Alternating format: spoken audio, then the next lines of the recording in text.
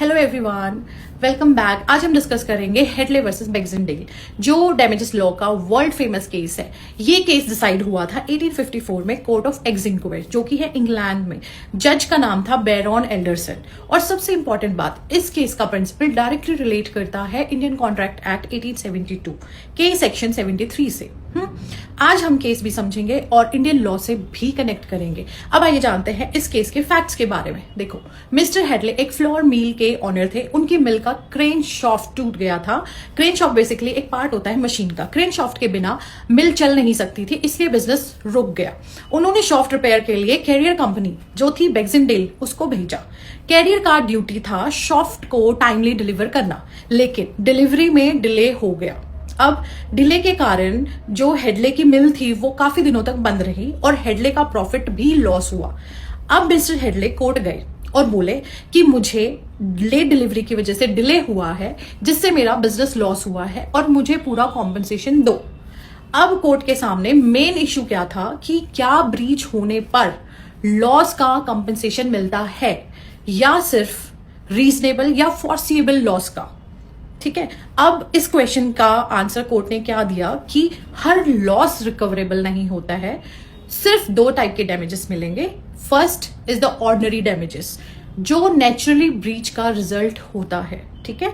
Second is the special damages, जो contract के time दोनों पार्टीज को पता हो, वो वाला डैमेजेस। ठीक है।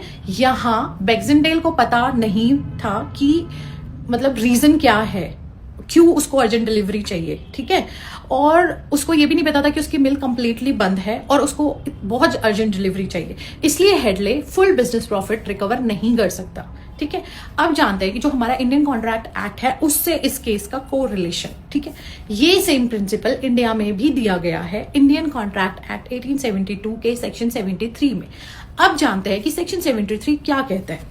देखो, जब कॉन्ट्रैक्ट ब्रेक होता है, जो इंजर्ड पार्टी है उसको कॉम्पनसेशन मिलेगा, लेकिन किस चीज के लिए? पहला, loss which naturally arise in usual course of thing, right. Second, loss which parties new likely at the time of the contract, but remote और इनडायरेक्ट लॉस का कॉम्पनसेशन नहीं मिलेगा।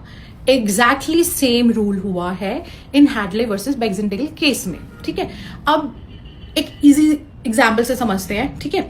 देखो, अगर कोरियर लेट हुआ और नॉर्मल डिलीवरी लॉस हुआ तो कॉम्पनसेशन पॉसिबल है, लेकिन अगर आपने कोरियर को नहीं बताया कि अंदर वेडिंग ज्वेलरी थी और कोई शादी मिस हो गई, तो एक्स्ट्रा इमोशनल या इनडायरेक्ट लॉस क्लेम करना बहुत मुश्किल है। ठीक है। क्यों? बिकॉज रिमोट डैमेजेस रिकवरेबल नहीं होते हैं। ठीक।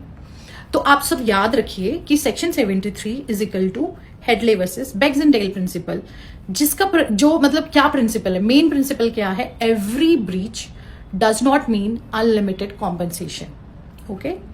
और ऐसे लैंडमार्क केसेस एंड सेक्शन समझने के लिए सब्सक्राइब करें और मेरे को कमेंट में लिखें कि नेक्स्ट केस का नेम जो मैं आपको समझाऊं।